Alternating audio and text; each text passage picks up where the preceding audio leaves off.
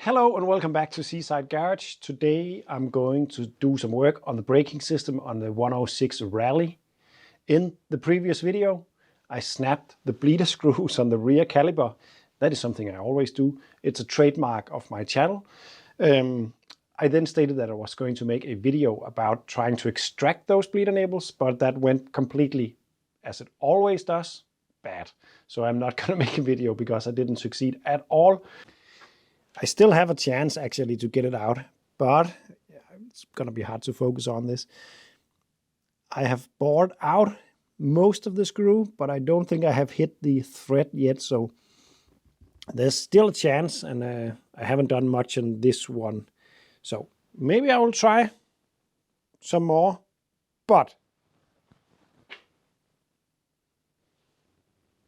I bought new calipers.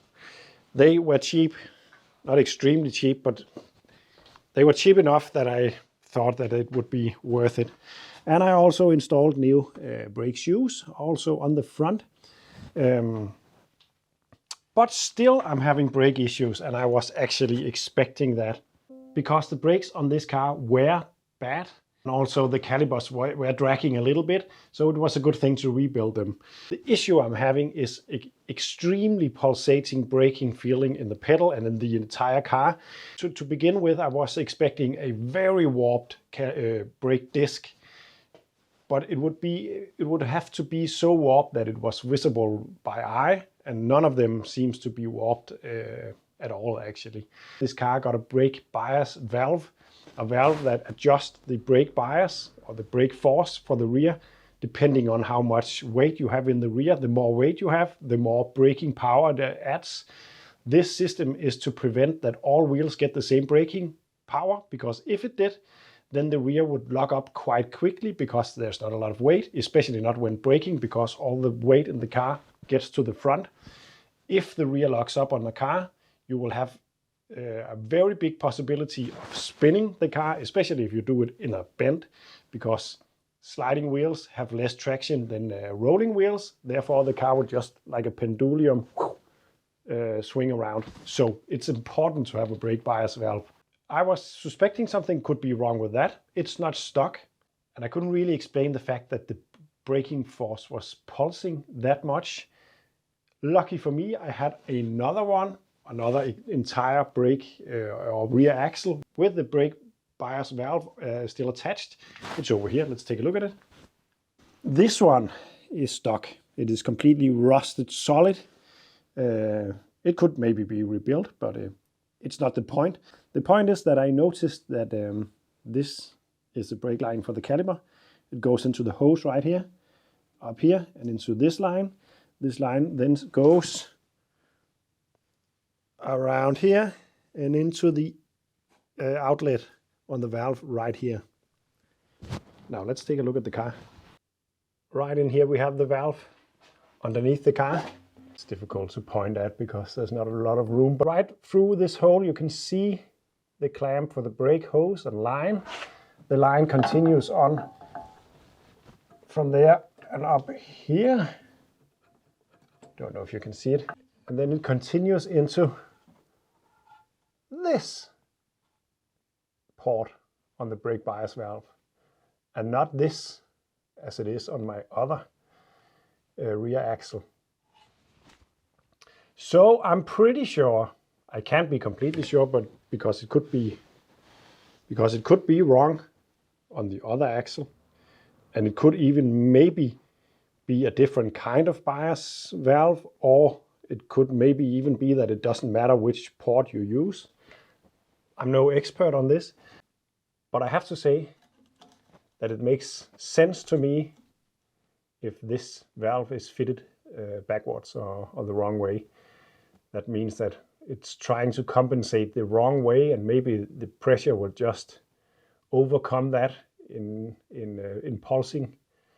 So I am pretty sure that I can just take these apart, swap them over to the right ports, and put it all back together. And then we should be good to go, or the braking system should be good to go at least. So I'm going to do that real quick. To do it, I'm actually going to remove the entire exhaust system. One reason is that I need to swap the handbrake cable because it was stuck on one side, and that goes right in there underneath the heat shield and is connected to the handbrake back there. So I'll need to drop that, and in order to do that it would be a lot easier to take the exhaust off. And also the exhaust is blown up there, and I have another exhaust system as part of the spares that I hope I can use. So I will do that, remove that and swap that, and then take you back.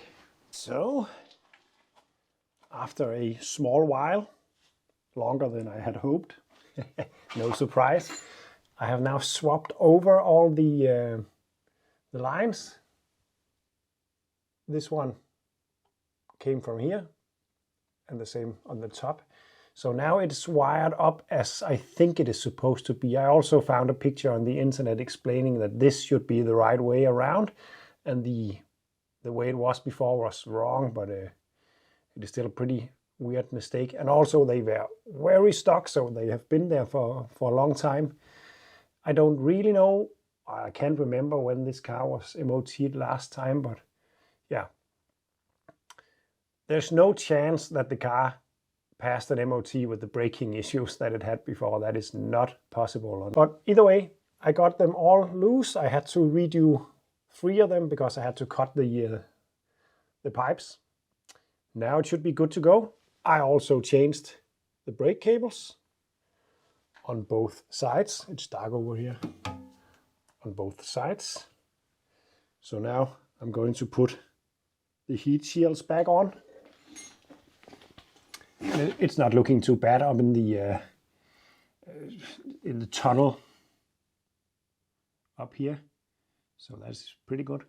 I was planning to change the exhaust to another one I had in the stash, but it is not exactly the same, and it's also not in a good nick that even though I thought so. It's the lower one. This one is the spare one. But the spare one has the O2 sensor all the way up here, and no connection down here. So it's not exactly the same system, because on mine the O2 sensor lies around here. But the issue I had with this exhaust system was a hole right here, so I just welded that up. And yeah, also I don't really know what to think about the rear box, and also there's no middle muffler, so it's a bit loud. But actually this is a Remos exhaust, which is a pretty high quality actually. So even though it's a bit hooligan-like, I think I'm just gonna go with that. I know that the car actually failed the MOT last time due to a O2 or a lambda count being too high. That is most likely caused of the hole in the catalyst converter back there. So I hope this will fix it. I'm gonna fit that up, and then I'm gonna bleed the system. So it's time to bleed the brakes once again.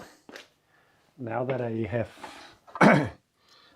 have fitted the brake bias valve the right way, or at least I hope so. If this doesn't work, I really don't know what the issue is. I think it will. I really think it will work. So I'm gonna bleed using my pressure bleeder. Normally you would fill it with brake fluid. I don't do that because I just like to keep an eye on the reservoir. Then I'm just gonna pump up the pressure.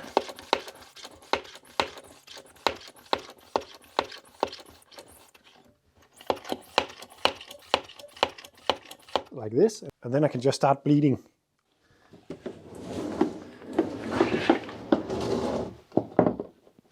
So I started on the other side because that is the caliber the furthest away from the brake master. So that's a good place to start. And now it's time for this one. And then I just crack it open.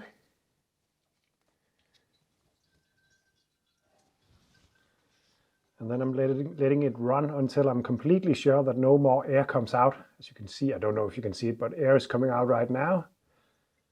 Now it's clear liquid. Then I like to count to 10 or something like that, to be sure that no air comes out. Air came out right there.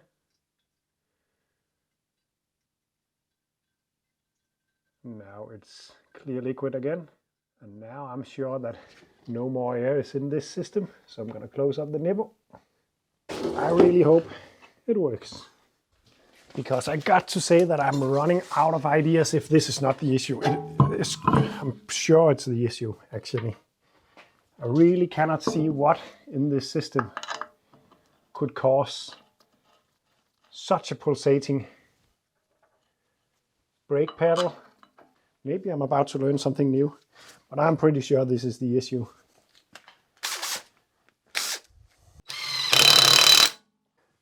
So did it work? No. And I feel pretty stupid right now because I think I actually found the problem now. Take a look at the disc here. This is the worst one. This is the one that have this quite big scoring on the top.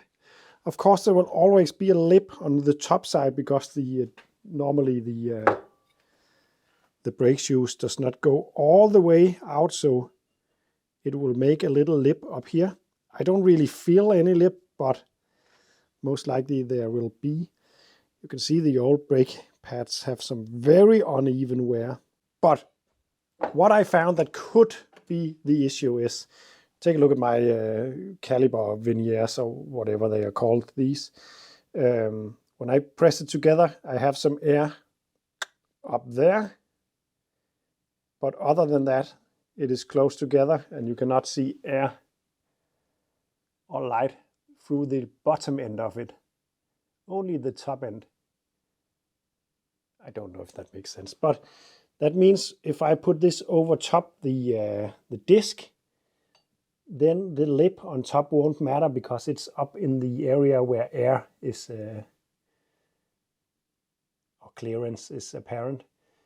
But doing so, you can see the bottom end is not even close to touching.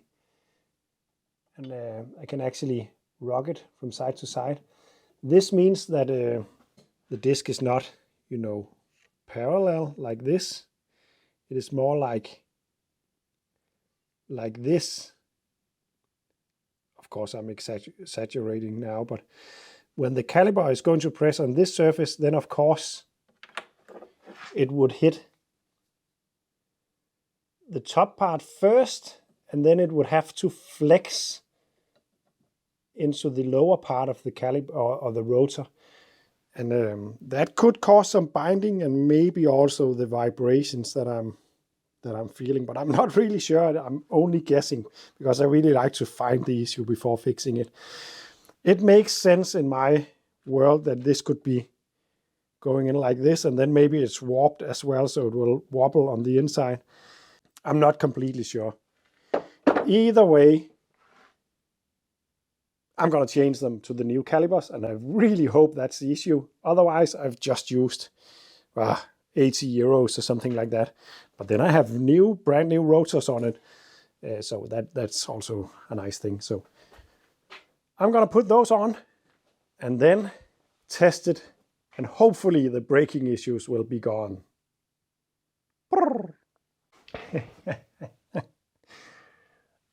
Really, I'm very happy right now. And also I'm very, very annoyed because, it turned out to be the brake discs on the front. That was what was causing the vibrating pedal. And I don't know really what happened inside my head, because when a brake pedal vibrates and a car vibrates under braking, well, it's almost all the times a warped or worn brake rotor or a disc. And for some reason I started to chase everything else than that. When I bought this car, the guy I bought it from told me that the brakes needed some work, and he told me that that the calipers needed to be massaged, which is something you say when the brake caliper is sticking. Sometimes you can push it in and out and make it work again. I just rebuilt the calipers and they were sticking slightly, but that was not the issue at all. I think I could just have put some rotors on it and it would have been all right. But now I know everything is fine. The brake calipers on the front are rebuilt. The brake hoses are changed. The discs are changed on the front. On the rear, I changed the calipers, both of them. That was down to the bleed enables sharing off when I tried to bleed the system. So there was no really way around that, because I'm not going to drive around with a car with some braking fluid that I don't know the age of. So that is just how it is. Then I did that thing with the brake bias valve. I changed them around the pipes or the lines. I still don't know if I'm going to change it back the way it was, because it didn't fix my problem, but all the research that I have done so far indicates that this was put on upside down or reverse. But maybe it doesn't matter, because it's a pressure relief valve of some kind, and it could work both ways. I don't know, but I'm going to make sure that it either works this way, or maybe I will just have to switch the lines back. That won't be an issue. But now the brakes are working. But this is the end of the braking system, and thank you for joining me on this wild goose chase of a troubleshoot on the braking system. I seriously don't know why I just didn't start with the brake discs. They just looked very good, actually. They just were not good at all. They had this shape instead of this. And yeah, that must be the reason why it was vibrating this much. I don't really know what made the disc go like this. Maybe a very sticky caliper slide pin on one end that could force the brake shoes in like this. I don't know. Either way, it's fixed, and thank you for watching, and see you in the next one. Next up, I'm going to change the cam belt and do a service on the engine, or change the radiator and the water pump and all that, because both of those things needs to be done. See you in the next one.